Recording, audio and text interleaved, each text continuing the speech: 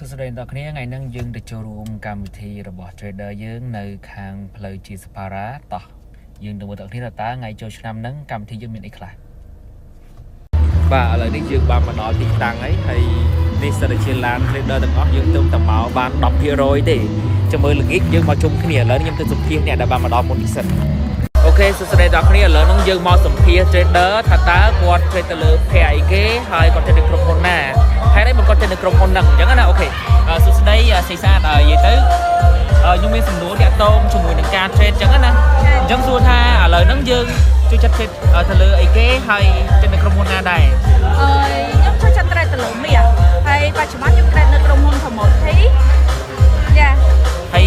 ហេតុអីបាន trade នៅក្រុមហ៊ុន Commodity មានអីពិសេសទៅនៅក្រុមហ៊ុន Commodity ទីមួយតាក់ទងជាមួយនឹង product គឺតាក់ទងជាមួយនឹងកលៀត spread អីគឺទៀបល្អតាក់ទងជាមួយ leverage អីក៏ល្អសម្រាប់យើងជា trader យើងជិះចូលទីផ្សារក៏ល្អទីហើយចំណុចមួយទៀតណា